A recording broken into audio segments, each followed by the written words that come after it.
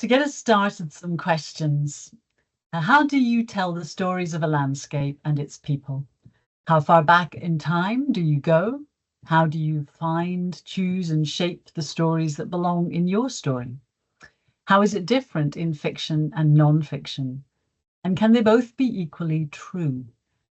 I'm going to share tonight about my two Cairngorms set books, the novel Stone and Sky and the nature writing homage memoir, The Hidden Fires, A Cairngorms Journey with Nan Shepherd.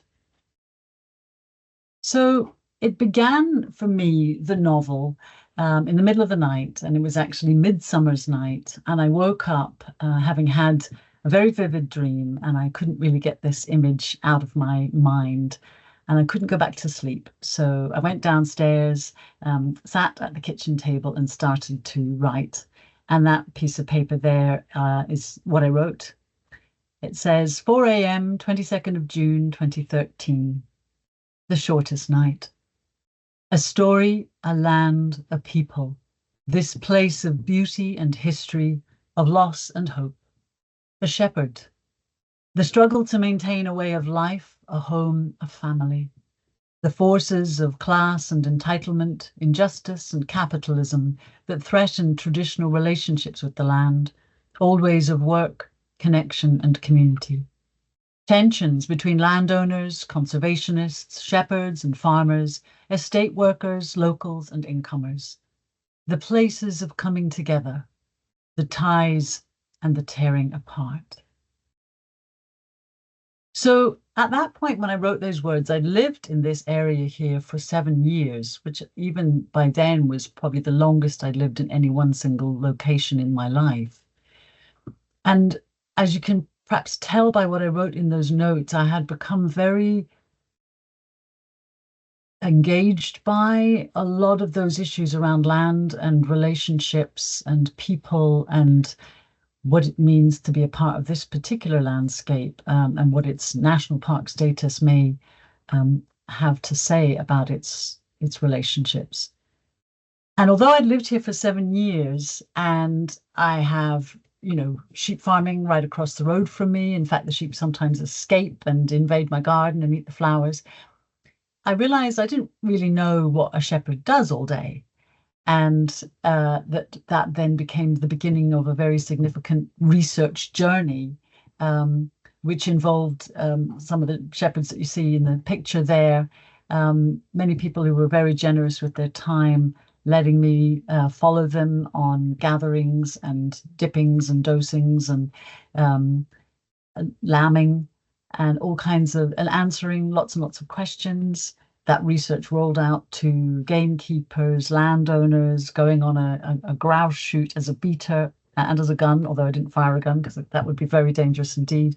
But just talking to people from all different walks of life in this area to get a sense of their way of life and their relationship with this landscape.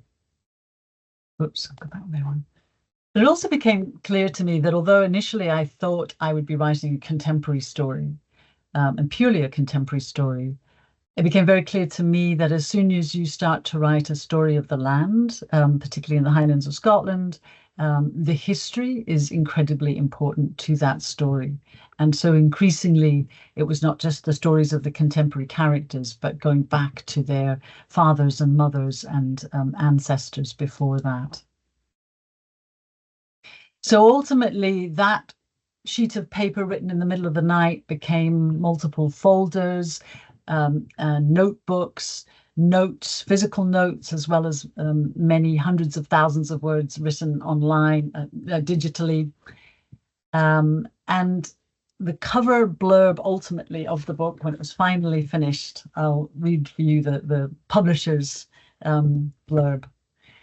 Said, after Shepherd Colvin Munro disappears, a mysterious trail of his 12 possessions leads into the Cairngorm Mountains. His foster sister Mo and prodigal brother Sorley are driven to discover the forces that led to his disappearance. As a former church minister and current owner of the local pub, Mo thinks she knows everyone's story. Colvin's traveller mother, alcoholic war vet father, Bolivian wife, musician daughter, bird-obsessed son, his friends and foes. Sorely, returning home from his life in the city brings unsettling revelations. The story circles out to embrace the entire community, its history, and the landscape that shapes them. Spanning almost a century, this novel is a paean to the connections between people, their land, and way of life. Profound mystery, a political manifesto, and a passionate story of love, loss, and redemption. It is shot through with wisdom and humour. Well, so says the publisher anyway. I love publishers. So the whole story is threaded together with 12 signs, and each of these signs are the possessions that this shepherd Colvin Munro has left behind him in this strange trail. And each sign speaks to some part of his life. And this is the first sign that is found, and it's his knife, and it's found at the edge of a sheep fank near where he lives. And it sort of introduces us to those central characters, to the shepherd Colvin himself. We learn that his father and his grandfather had also been local shepherds in this same area, hefted to the hill. That he had a mother who was a traveller by background, and this knife, in fact, was made by her father. He has his younger brother, Sorley, who went off to make his fortune in the city. And he has this kind of sort of informal foster sister, Mo. And it is Mo who is the main narrator of the novel, but also Sorley tells some of the story. Then the second sign that is found is this silver-plated hip flask. And this then kicks off for us a beginning of the story of the land and its history. And I'll just read you a short excerpt from the novel at this point. Further up the Spey from our small village of Breachen with its 500 souls is the bigger village of Kirkton, where we do our shopping, send the kids to school and catch the train. While we have a handful of windy roads and farm cottages, it has a proper high street with heavy old buildings and a clock tower. It also has a history of doomed attempts to draw more tourists. The Crochet clan map, now sagging, the McMagical maze, full of midges, and the giant haggis, misappropriated by hen parties. Its true distinction, however, lies not in these half-baked gimmicks, but on the outskirts of town, where a large field draws devotees of the local religion to perform its rites. I speak not of the church, which draws hardly anybody, but of shinty, a kind of hockey, but wilder. These days, all the novitiates wear helmets, and even some of the high priests, I'm told. But when Colvin and Sorley and I played, there was no such nonsense as we sacrificed teeth and skin, caimans flailing at the hard ball, bodies smashing into each other, blood mingling. One thing about the shinty remains the same, however. No other event sullies its hallowed pitch, except for the Kirkton Highland Games, the first Saturday in June. It was at these games in 1939 that Agnes encountered the hip flask and the man who was to end up in a drunken stupor as she delivered their son. The next sign that is found is this handkerchief, which was actually a gift from this woman, Agnes, to that son that was born while her husband was drunk. The son was Colvin Munro, the shepherd, and his initials are embroidered in the corner of this handkerchief. And so the novel is also very much about the idea of family ties, both your blood ties and the ties established by adoption, by fostering. There are themes about motherhood, about inheritance, about the differences between being very settled and being of a traveling background. The next sign found is a letter opener carved from horn. Mo's foster father had made it, but it has been inserted by Colvin into this standing stone, which is probably 4,500 years old. It's a real standing stone, only about a mile or two from my house. And it speaks to the spiritual dimensions of the novel, the sense of spirituality that is captured both in the landscape and in the community, and particularly through the character of Mo, who is this retired minister now running the local pub. The next sign found is Colvin's silver-plated fountain pen dismantled and sitting on top of the little notebook in which he used to keep records of sheep dosing, the price of a ram at a sale, and head counts of lambs, that kind of thing. But of course, this silver pen is engraved with the name of the local estate whose land he is a tenant of as a sheep farmer. And he's never actually used this pen before. He's just taken it apart and left it behind. The next sign we find is binoculars hanging from a tree in a fragment of ancient Caledonian forest in Glenmore. And these binoculars had once belonged to Colvin's son, who's a very passionate, obsessive bird watcher. The next sign found is this penny whistle beside a tiny lochen on the way up into the Cairngorms. And it used to belong to Colvin's daughter, Tess, who's a very gifted traditional Scottish folk musician. The next sign found is a wallet pressed into the stones of a sheep bank further up the hill. And it's a wallet that had been given to Colvin by his young and much wealthier brother, Sorley.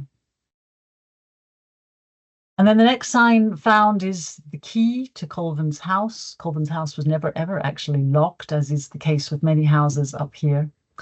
But this key was found in the ice of a waterfall tipping out from a very small lochen high up in the Cairngorms underneath a hill called Scoran Lochen Wanya, which is the Gaelic for the peak of the Green Lochen. And the peak is also called the Angel's Peak. The 10th sign found was a shotgun out on the moors of the Mona Lea, where a lot of the land is managed for grouse shooting. And Colvin's best friend is a gamekeeper who works on that estate. The 11th sign found was a ring inside a salmon who's returning from the sea and heading back up the River Spey to spawn. And this fish has obviously swallowed this ring, and the ring we discover was Colvin's wedding ring. The final sign, the final and 12th sign is, well, that's a spoiler, so I can't tell you that. You'd have to read the novel to find out what it is and what it means. But in essence, Of Stone and Sky was my fictional journey into this landscape and its stories. And it took 5 years from those first words in the middle of the night to getting an agent, another 18 months to secure a publisher, a further 18 months to actually being published. But in that kind of wilderness time of waiting for a publisher, I was given an extraordinary opportunity to be the writer in residence for the Cairngorms National Park. And that role was for a specific project in 2019.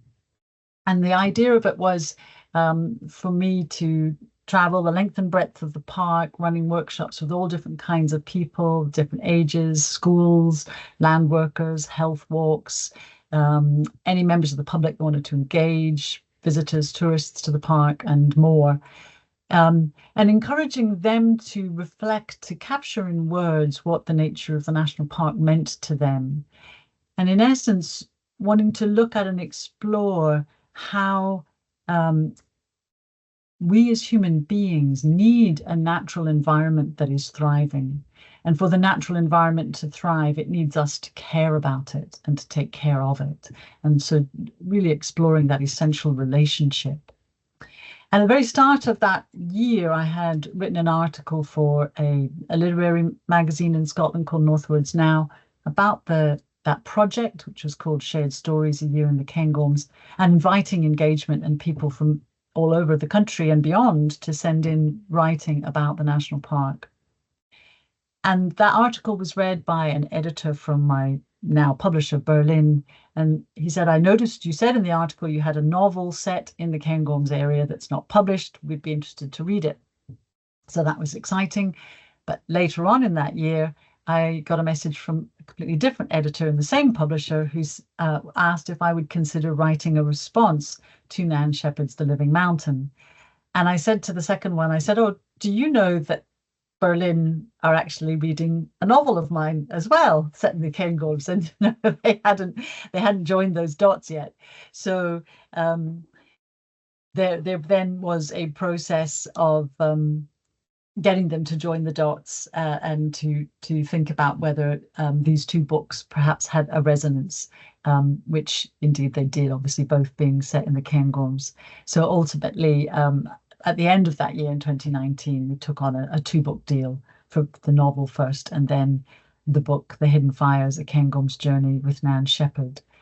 So as you can imagine, because Nan Shepherd has such extraordinary status at the moment, very belatedly, she hadn't really earned that in her own lifetime, but there's been enormous recognition of her work, and in particular of The Living Mountain, this very luminous book about the Cairngorms. It was therefore a very exciting but daunting prospect to write in response to her work. But what my publisher were really interested in was the experiences of a contemporary woman living, walking, writing in the Cairngorms today, setting up a kind of conversation across time with her.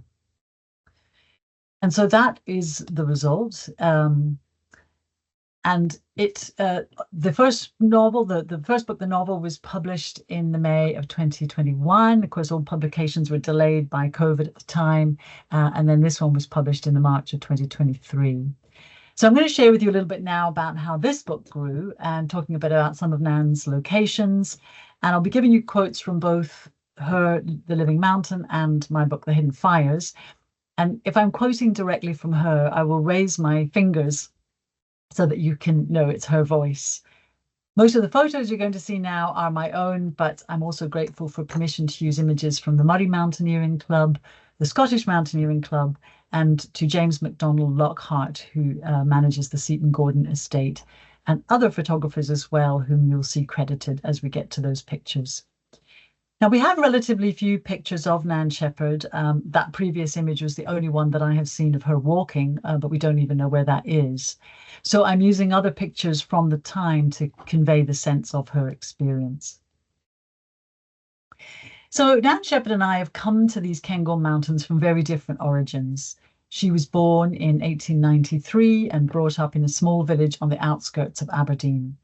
For most of her life, she had the same bedroom. And that's her at age 7 in 1900 with her parents and older brother. By contrast, I'm an Australian citizen by descent, but I was born in Kathmandu. I grew up in Nepal, India, and Pakistan. And by the time I was 19, I had moved 60 times, although backwards and forwards often to some of the same places. I grew up in the Himalayas. So this is from The Hidden Fires. For much of my early childhood, our family lived in a village in the Nepal foothills, where the shining peak of Matsaputare stood like a guardian over our lives. I would gaze at the sacred mountain, never climbed and now forbidden, pierced by a feeling I could not name. So as we know, Nan was also a hill lover from childhood. She took her first walk into the hem of the Cairngorms in her early 20s. And this is a photo of her as an undergrad at Aberdeen Uni, about that age, but of course not in the Cairngorms. She said that climbing the Cairngorms was still legendary on the October day, blue, cold and brilliant after heavy snow, when I climbed Craig Dhu above Loch Elan, alone and expectant. I climbed like a child stealing apples with a fearful look behind. The Cairngorms were forbidden country. This was the nearest I had come to them. I was delectably excited. So Craig Dhu is a hill that you can see there kind of in the middle back of that ridge. And it forms the westernmost rampart of the Cairngorms. And when I followed her route, it was in December. This picture actually is not the day that I walked. This was a February a year or so later. And it was an incredibly cold year. This was one of the COVID years. It's all a blur. 2021, I think. And that Loch Elan froze over. So that's how we could walk and ski right across the loch. But the year that I sort of followed her on the December walk, I think it must have been 2019 or 2020. And whereas she described this cold blue brilliance, this is actually what I saw. From the hidden fires. No seam now between sky and snow, up or down, here or there. No borders, no boundaries. Tiny brown tendrils flicker across my vision and disappear like smoke. I am dizzy. We must turn home before the short day turns dark. So Nan was in her early 20s when she took that walk. And interestingly, I was 23 when I took my first walk in the Cairngorms 30-something years ago. I was on a gap year from university and traveling the world. And I was up Cairngorm, and that's me here, because my love interest at the time was a keen mountaineer and showing me his favourite places in Scotland. For such a challenging journey, it was good to be in safe hands. And those are the only two photos that survive from that day. The other survivors are the blue thermal that I was wearing, the backpack in the picture here, and the love interest, who is my Alistair Appleby. And here's a passage from The Hidden Fires. My early hill walks in the summer of 1992 seemed invariably to involve rain and squelching through endless bog. I remember huddling with a group of friends behind a pile of stones halfway up some ugly hill, trying to eat sandwiches in the mist and drizzle, my wet trousers clinging to my legs and my fingers white with cold, failing to comprehend why on earth we were doing this. We certainly lacked the casual elegance of this party from the Murray Mountaineering Club. So when I first started finding out about Nan Shepherd, I kept hearing this story that she only ever walked in skirts. In fact, nobody had ever seen her wear trousers. And I remember thinking this was completely ridiculous. Nobody would go walking in the Cairngorms in skirts, even in summer, let alone in winter.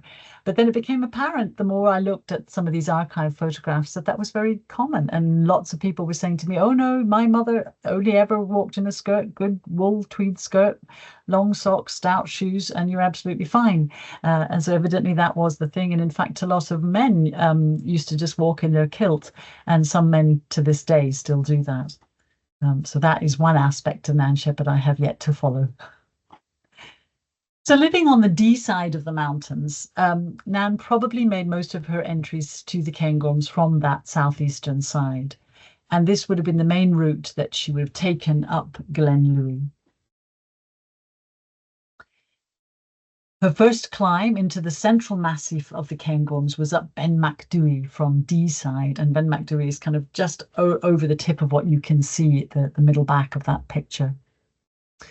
And she went via Loch Etchican here. This is my photograph taken from Ben Vean looking southwest towards Ben Macdui, but this is not the view she enjoyed. From a few yards above Loch Etchican to the summit, we walked in a cloud so thick that when the man who was leading went ahead by so much as an arm's length, he vanished. And now to the side of us there was a ghastlier white, spreading and swallowing even the grey-brown earth our minds had stood on. We had come to the snow. So that sounds a bit like our December walk up Craigdhu, except her walk past Etchican was in the middle of summer. She says, for although my earliest expeditions were all made in June or July, I experienced cloud, mist, howling wind, hailstones, rain, and even a blizzard. It's a wonder that she kept going back. On our trip, however, we were incredibly fortunate. From the Hidden Fires, stopping at a rocky spur looking south across the plunging drop of Corrispoot and Jerrig, we stare out at the vast sweep of stone and sky. The mountains flow out around us, their curves, hollows and crests, swelling and falling like breakers in a giant sea, lit by the sun. And we camped up on the hill there that night, and this is the next morning. From the Hidden Fires. Liquid orange breaks upwards like magma rising through smoke, and it echoes the magma that made the Cairngorms. Like Shepherd, there I lie on the plateau, Under me, the central core of fire from which was thrust this grumbling, grinding mass of plutonic rock. Over me, blue air. And between the fire of the rock and the fire of the sun, scree, soil and water, moss, grass, flower and tree, insect, bird and beast, wind, rain and snow, the total mountain. So when walking in from the Speyside, Nan Shepherd often lodged with crofters at this place called Whitewell in Rothiemurchus Forest, and she talks about that in her chapter Man. And this is the beginning of walks up to Loch Einich, to Blairgowrie, and one of the routes to the Larry Grue. It's where I often start because I live on the Speyside of the Cairngorms.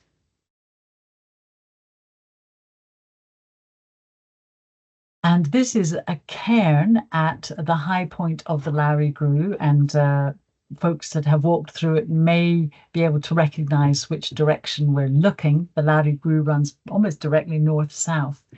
So we're actually looking north here to Speyside, and what you've got is the Lurch's Crag there on the right and Blairgowrie on the left. And here you've got this group of redoubtable ladies from the Murray Mountaineering Club going through the Larry Grue by night. And the photographer also is a woman, so it's just an all-female party. And one of the kind of myths, I think, that's emerged around Nan Shepherd is the idea that she was unusual to be a walker in the hills and mountains in her time. Whereas in actual fact, there were a lot of women walking out, like this picture is taken in the 1930s. And in fact, across the UK in that interwar period in the 1930s, there was a major kind of hiking craze. Lots of people emptying out of cities on trains and striding out into the countryside, all the way up and down the country. And women were very much a part of that as well. And it was really fascinating and quite delightful to see in the Murray Mountaineering archive, Murray Mountaineering Club archive, how many of the pictures were of women and how often women outnumbered the men, or they were female-only groups, nearly always in their skirts. So clearly it was relatively common at the time. And Nan, as a teacher at an educational college where a lot of her students were women, she took a lot of these young women out walking herself as well. I think where she was a bit more unusual in her time was the extent to which she went walking alone. So in that sense, she was remarkable.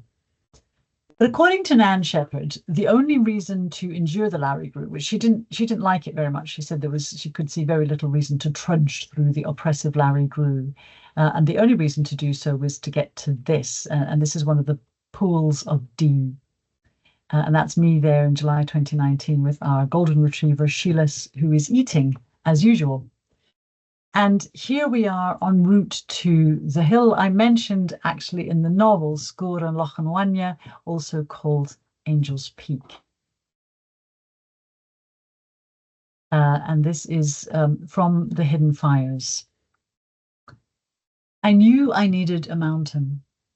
The Gaelic name for the one I chose is Sgôr an Loch an Bhainne, the peak of the small green loch.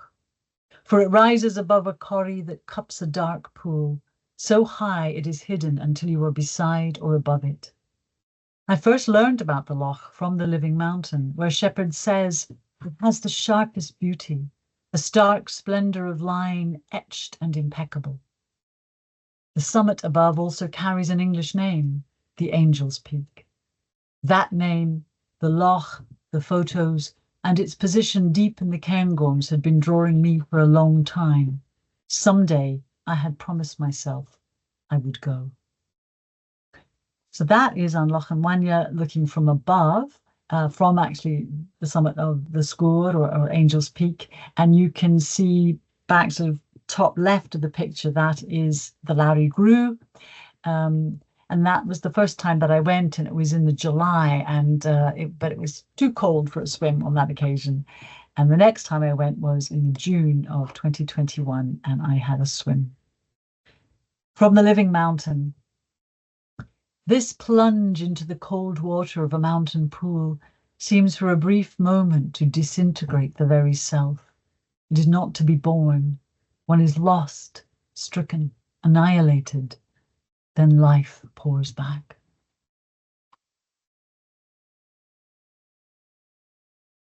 That then is the view looking south down the Larry Grew, and you've got the Devil's Point right there on the bottom right of the picture, and you're looking down Glendee. From the Hidden Fires. As I walk the many hours home, I am remade. The mountain returns the pieces of me one by one in the ptarmigan's croak and the taste of a clear burn. It repairs me in the flowering of a wild azalea and the gaze of deer. It reveals my lost path in ancient rock and lights my way in sun. It restores my soul. Back on the Spey side of the mountain, this is the route out of Rothiemurchus Forest and up into Glen Einach. From Hidden Fires, at the fringes of the forest, our route joins the Ambane, a clear stream tumbling down over boulders. That lovely rushing sound always transports me to the mountain rivers of Nepal, and particularly the Sheti Khola, the White River, that runs along the valley floor below my childhood village, the constant shh of its rapids amplified to a distant roar by the cliffs. Now that is the view from above of another one of the lochs that was very important to Nan Shepherd in her own writing. Loch Corrie an Lochen, which is basically the loch of the Corrie of the small loch of the Corrie of the small loch. And you can see in this picture how much it's kind of tucked into the side of the hill, but it looks out a long way. So from the Living Mountain, Shepherd says, as I turned that September day and looked back through the clear air, I could see straight out to ranges of distant hills, and that astonished me, to be so open and yet so secret. What you can see here is what she was looking at from the rim of the loch, and that's the view. And this is the place that where she stood to do a number of her really interesting experiments with perception, where she was sort of tilting the head and saying, if you just change the angle of your head and the way you see something, it all changes. Face away from what you look at and bend with straddled legs till you see your world upside down. How new it has become. That is, of course, the very same photograph, just turned upside down. And of course, I had to swim. And as you can see there, that is the 1st of June, but there is snow all the way around that loch, and the snow is melting into that loch, and it's freezing cold. But instead of veering up to Corrie an Lochen from Glen Einach, you can continue up the glen to reach this location, which is Loch Einach, another picture of women from the Muddy Mountaineering Club in 1940 here. Shepherd wrote about this loch in her essay Wild Geese. A gamekeeper told me once that on the night of every 15th of October, the migrating geese descend upon Loch Einach, filling its great hollow with the rushing of their wings. Here are their sleeping quarters as they pause on their journey from the northwest. Though she never managed to go there on that precise date, she wrote, I have spent in Glen Einach a whole October day that was punctuated by their harsh, alien crying. So I felt I really wanted to go and try and have a similar experience.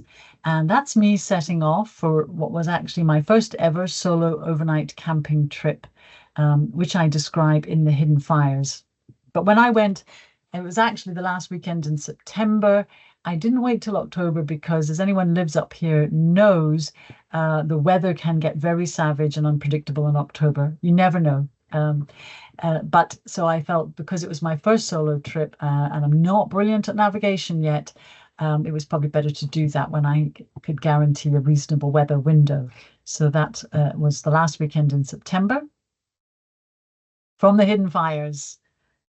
I had slept in the Cairngorms, camping with Alistair, but never by myself. And I had never done a long walk alone either, never just me and the mountain. I knew that to inhabit something of what Shepherd described, I would need to do both. And I wanted to, for myself, not just this book.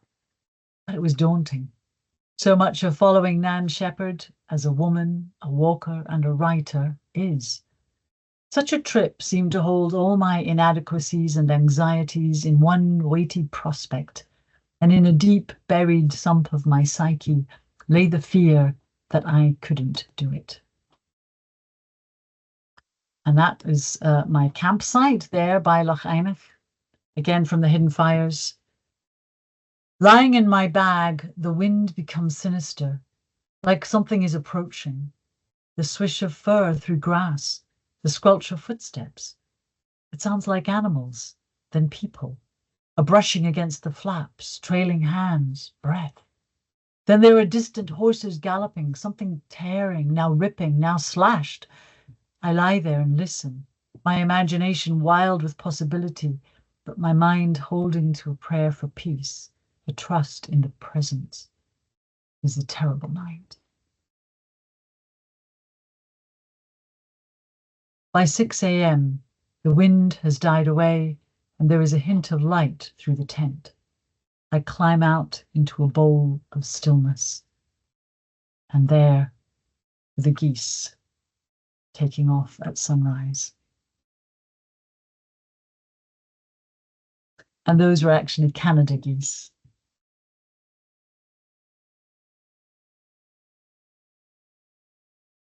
So up above Glen Einach is Blairgowrie, perhaps one of the most spectacular locations in the Cairngorms, I think, although it's not as high as Ben Macdui, the number one. I think it has the best views. And behind me there is Loch Wanya below Angel's Peak that I spoke about earlier. From the Hidden Fires. When we got there, the views fell away on all sides in prodigal splendor. I could hear Shepherd on her own midsummer day on Blairgowrie. There is nothing in all the sky but light. I can see to the ends of the earth and far up into the sky. So Blairgowrie is special in many, many ways, but one of them is this, the Wells of Dee. From the Hidden Fires, the first time I explore them is late September, and the day is cold but bright and still. It feels like the September day she was on Blairgowrie, when the air was keen and buoyant, with a brilliancy as of ice. If it weren't for the map and Shepherd's description, I would not have seen the wells or bothered to stop. It makes me wonder how often I walk past a thing of astonishment and fail to notice.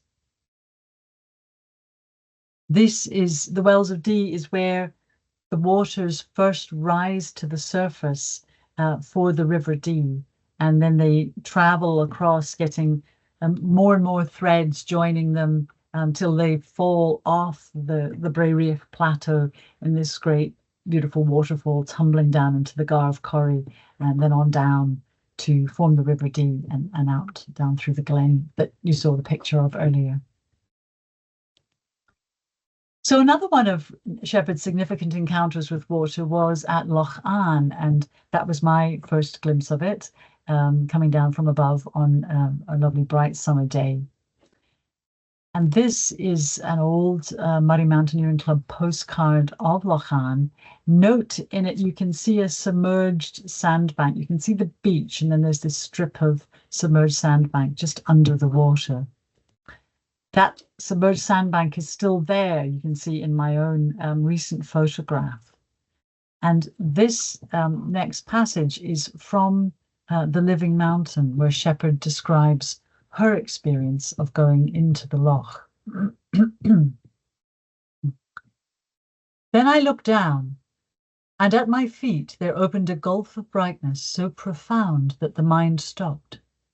We were standing on the edge of a shelf that ran some yards into the loch before plunging down to the pit that is the true bottom. And through that inordinate clearness we saw to the depth of the pit. I waded slowly back into shallower water. there was nothing that seemed worth saying. My spirit was as naked as my body. It was one of the most defenseless moments of my life. I might, of course, have overbalanced and been drowned, but I do not think I would have stepped down unawares. So that statement suggests that she couldn't actually swim. And she doesn't use the word swimming in The Living Mountain anyway. She just talks about bathing, often clearly naked, but not swimming. But of course, we can swim, so we had quite a different experience of Loch An to her, and we could push off that sandbank and do somersaults in the water and have a lovely time.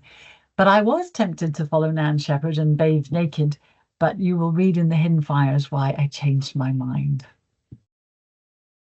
So just in case you thought the Cairngorms was always sunshine and swimsuits or nude bathing, clearly it is not. We are also legendary up here for rain. From the Hidden Fires. In truth, there is no membrane between wet and dry, but a blurring, where water seems always to be washing in and out, rising through the spongy blankets of peat and moss, trickling and pooling, drawn up into clouds, hanging in the air, swirling in mist, falling in rain, flowing and flooding.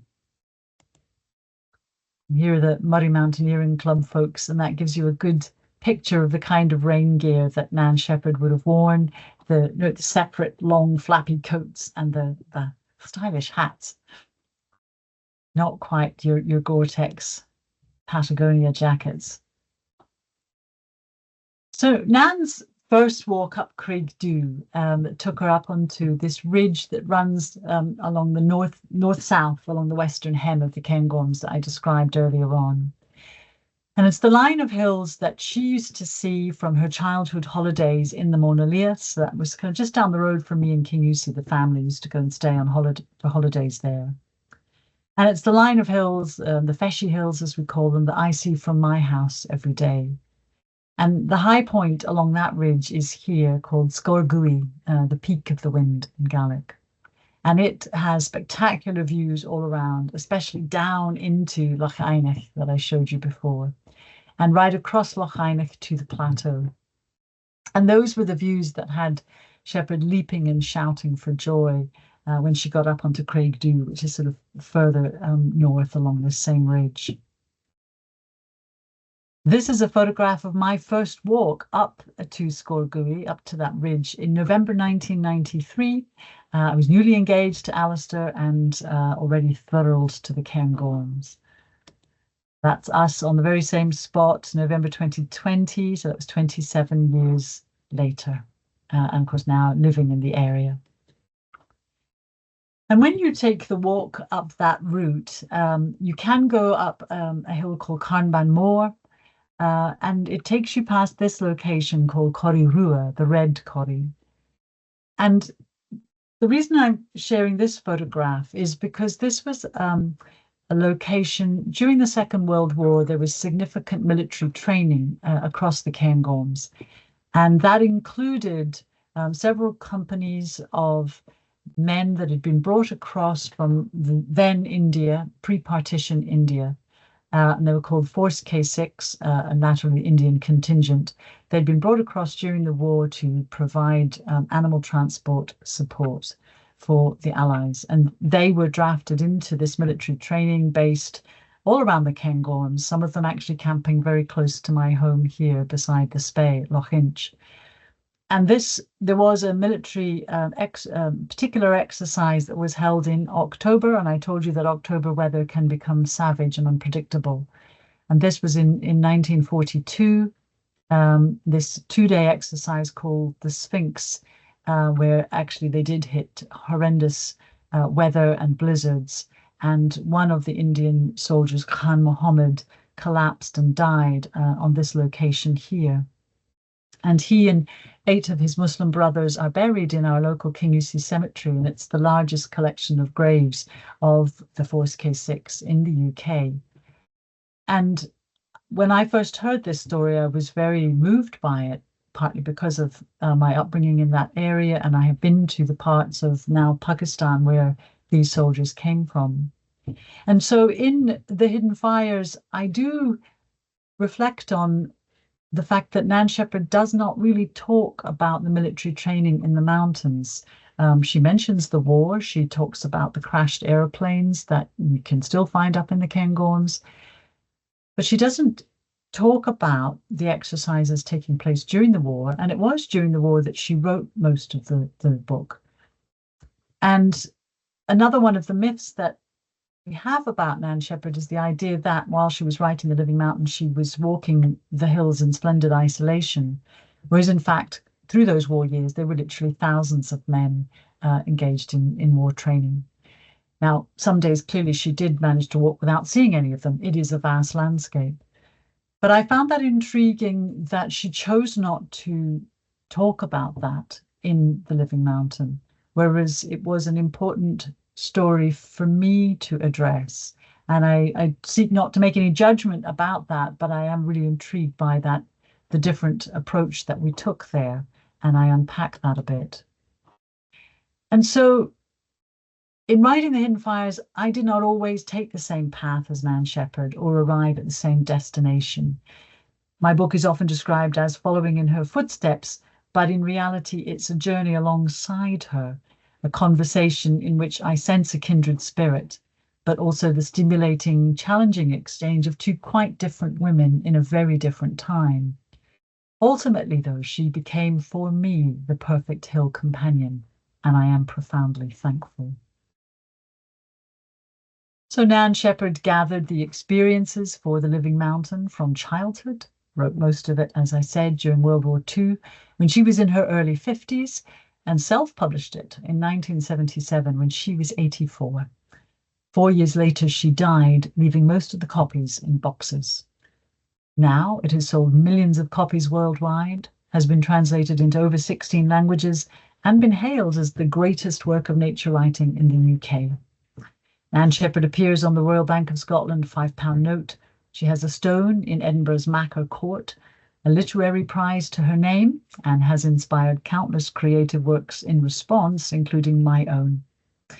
What do you think she would make of it all? The mountain gives itself most completely, she said, when I have no destination, when I reach nowhere in particular, but have gone out merely to be with the mountain, as one visits a friend. So, like Shepherd, I have been the instrument of my own discovering. My journey was from a very different kind of mountain range. But like Shepherd and countless others before and since, I have come to know and love the Cairngorms, and it is only just beginning. The Hidden Fires, a Cairngorms Journey with Nan Shepherd, covers all of this ground that I've shared with you tonight and much more. There's more about her life and literature, including her 3 modernist novels and her poetry, more of my own journey to the Cairngorms, more about the story of the mountain range and the changes between her time and now. I use the same chapter titles as her, but in a different order, except for the last one, Being. I engage with Shepherd's own philosophical ideas and her influences and explore the living mountain as the ground of learning, discovering and coming to know our human place in it all. Ultimately, the Cairngorms Journey becomes a pilgrimage into meaning. Of course, I would love for you to read it and to be part of that journey and to stay in touch, to explore of Stone and Sky as well, and reflect on the different ways of navigating the same kind of landscape through fiction and non-fiction. The best way to kind of stay in touch with what's coming up is to sign up for my newsletter, and I'll pop that in the chat for you in a moment. But what you might be interested in is that the thing I'm working on right now, my work in progress, is another novel, but it's about mountains. I think there's been mountains in all my work so far, my books. But this one does take me back to the Himalayas and back to that mountain, Matsaputsure, that you saw in the picture of me as a child. It is called the Sacred Mountain in Nepal because it's the only one that's forbidden to climb all the way to the top. There was one attempted expedition, official one that we know of, and I'm kind of writing a fictionalized account of an attempt on that mountain, but exploring much more besides. So thank you so much for your listening, for your attention,